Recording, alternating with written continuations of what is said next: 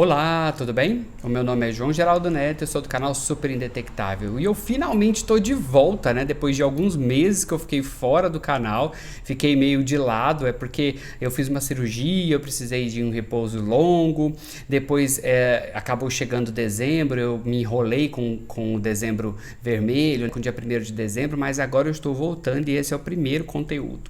E o que eu vou falar hoje? Hoje eu vou falar sobre autopreconceito, que é o preconceito sobre si mesmo, né? Um preconceito contra alguma questão que envolve você. Isso acomete tanto pessoas que vivem com HIV, quanto pessoas que não vivem com HIV, mas que, por exemplo, desenvolvem uma paranoia sobre isso. Mas a gente vai falar mais daqui a pouco, depois da vinheta.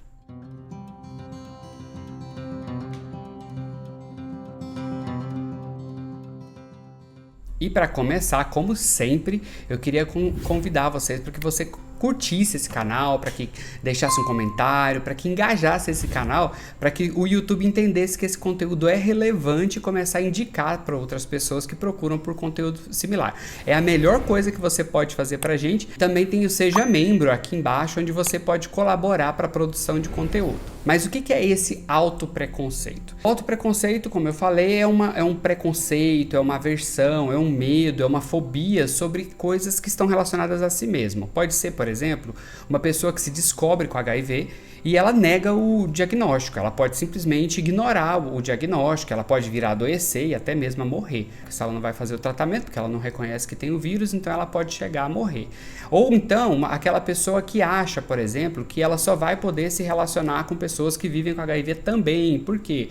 Porque eu não quero correr o risco de infectar ninguém, eu só vou ficar com uma outra pessoa que tem a mesma questão que eu não quero ter que contar isso para mais ninguém porque eu me envergonho de uma certa maneira. E isso também pode acometer pessoas que não foram infectadas, mas que por algum motivo carregam uma paranoia em torno de um diagnóstico que não existe. Por exemplo, uma pessoa que teve uma conduta que ela considera inadequada. Uma menina que traiu o namorado. Eles viviam um relacionamento fixo, monogâmico, e ela acabou se envolvendo com uma outra pessoa e traiu o namorado. Quando essa traição acontece, para essa pessoa, pode soar como algo muito grave a ponto de ela merecer uma punição. E essa punição pode ser, então, como foi sexo que ela fez, pode ser a pior coisa que poderia acontecer no sexo. O que seria?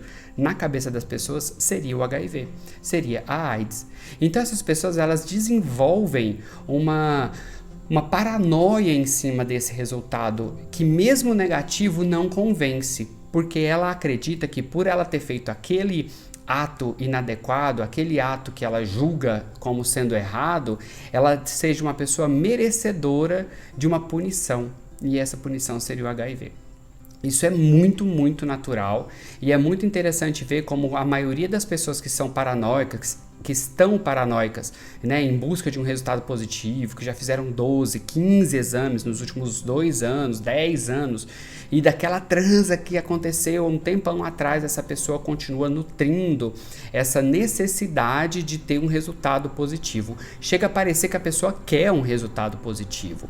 Inconscientemente, ela acaba achando que ela quer mesmo, e ela acaba acreditando que ela merece aquele resultado, porque é aquele resultado que vai puni-la do jeito que ela merece por ter feito aquela coisa abominável que ela considera.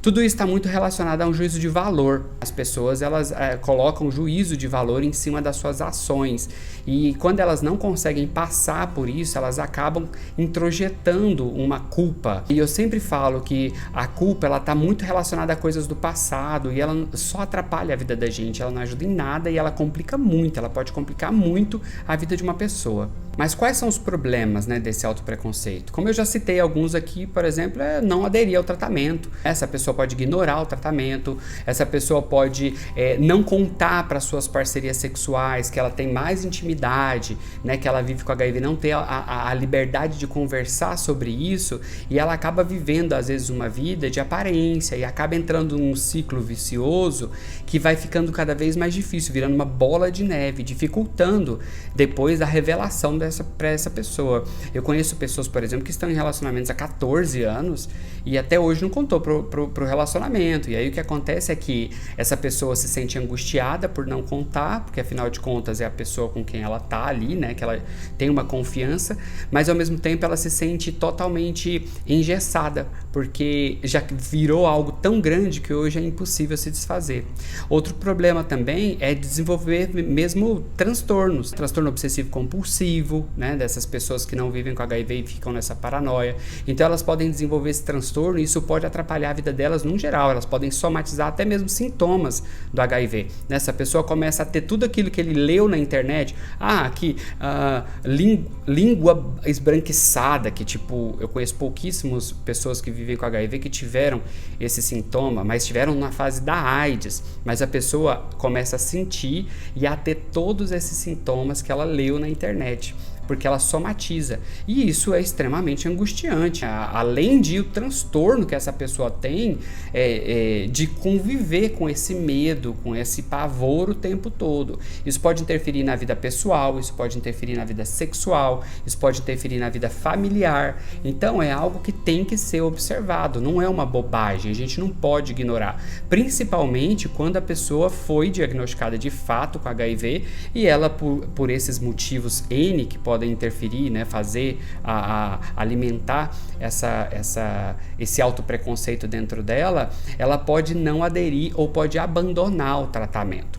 Uma outra coisa muito comum que a gente vê são pessoas escondendo o medicamento dentro de casa, né? Então eles arrancam às vezes os rótulos para poder viver ali, tomar esse medicamento dentro de casa sem serem descobertos, né? Como se fossem pessoas que estão fazendo algo muito errado. É muito comum dessas pessoas falharem a medicação, por exemplo, quando viajam. Quando elas viajam com amigos ou com a turma do trabalho, e aí elas ficam constrangidas de levar esse frasco e com medo. Então elas podem abandonar por um período. E abandonar o tratamento, mesmo que por um período curto, isso é muito ruim, muito negativo, pode trazer problemas sérios para essa pessoa. Mas como que a gente pode resolver esse problema desse autopreconceito? Tanto em pessoas soronegativas quanto em pessoas HIV positivas. A primeira coisa é entendendo o motivo pelo qual essa paranoia ou esse medo exacerbado está dentro dela. Foi uma traição que essa pessoa cometeu? Foi porque o cara é super machista e ele acaba se envolvendo com uma menina trans e ele coloca na cabeça que ele é gay porque ele se envolveu com a menina trans, porque ele traz de novo todos esses pensamentos ruins. Precisa entender o que está acontecendo, o porquê que você acha que merece ter o HIV. Por que você acha que tem o HIV? Por que você insiste nessa coisa de ter o HIV? São perguntas que essa pessoa tem que se fazer ou alguém tem que fazer para ela. Colocar ela de fato para que ela possa raciocinar e achar a origem desse medo exagerado, desse HIV. Outra coisa, para quem, por exemplo, já vive com o vírus, é entender por que ela tem tanto medo de ser descoberta. Por que para ela é tão feio viver com HIV? Por que para ela é tão absurdo as pessoas saberem que ela vive com o vírus? Por que ela precisa se envergonhar disso? É porque está relacionado ao sexo? Qual é a relação que essa pessoa tem com o sexo? Então é muito importante essa pessoa entender a causa, o que está causando isso. E durante esse processo, né, de compreensão do que está acontecendo, essa pessoa também ela vai se informando. E a informação é a maior chave para a liberdade, né? A gente se liberta quando a gente descobre o mundo através da informação. Então, essa pessoa se informando, ela também vai começando a destruir preconceitos, né? Ela vai começando a destruir os seus tabus, ela vai começando a rever essas coisas, ela vai começando a analisar. Pelo menos é assim que naturalmente deve acontecer. E por último, se essa pessoa está enfrentando tanta dificuldade, se você está enfrentando essa dificuldade e não consegue de alguma maneira superar isso, não consegue ter uma vida normal, eu recomendo procurar um profissional de saúde. E quando eu falo profissional de saúde, eu não estou falando infectologista não, tá? Não adianta procurar infectologista com resultado negativo. Se você está paranoico, mesmo com resultados negativos, o que você precisa é de um psiquiatra, de um psicólogo, de um profissional que vai verificar, vai analisar a sua saúde mental. Algumas vezes pode até ser necessário necessário tomar medicamento para diminuir esse desconforto absurdo que essa pessoa tem. Por exemplo, isso pode desenvolver um transtorno de ansiedade generalizada e essa pessoa viver num desconforto que não é legal, né? Ninguém precisa viver com isso, ainda mais hoje que a gente já tem consciência sobre essa questão da saúde mental. Então, pode ser sim necessário procurar um tratamento psiquiátrico ou psicológico ou, né, inclusive juntos esses tratamentos, para inclusive entender o porquê que uma pessoa diagnosticada está tendo dificuldades para poder aderir ao tratamento. Como eu sempre costumo dizer, a adesão ela não se resume a apenas tomar o comprimidinho, 2 comprimidinhos todos os dias, mas esse ato de tomar o comprimido é a confirmação diária de que aquela infecção existe no seu corpo. Inconscientemente, toda vez que você toma o medicamento, você está assinando um contrato com o seu diagnóstico, e isso pode ser muito difícil para algumas pessoas. E aí, só para finalizar, eu acho que o importante é que a gente não fique sofrendo por algo que muitas vezes é irreal na cabeça da gente. De fato, uma paranoia, um medo além da conta por algo que nem é real. Às vezes nem existe, às vezes é uma bobagem que a gente está ali na cabeça. Às vezes pessoas que têm uma rede de apoio super bacana, a família super apoia e essa pessoa nutre dentro dela um preconceito tão grande que ela não consegue perceber todas essas coisas boas que tem em volta dela. E ela acaba vivendo aquele drama, um drama dentro dela que chega mesmo a virar um vitimismo. A pessoa muitas vezes ela precisa inclusive sustentar aquilo. Por quê? Porque eu preciso me sentir vítima dessa situação. A psicanálise explica que muitas vezes a pessoa nutre esse tipo de drama porque ela precisa ser observada, porque ela precisa ser vista, porque ela precisa de alguma maneira estar chamando a atenção aquilo ali. Mas isso aí é um motivo para a gente deixar de lado? Não, isso também é um problema de saúde mental, isso também deve ser tratado, tá? Esse drama exacerbado também deve ser tratado. Não é porque a pessoa é dramática, é difícil, é extremamente difícil de conviver com uma pessoa assim que ela deve ser deixada de lado.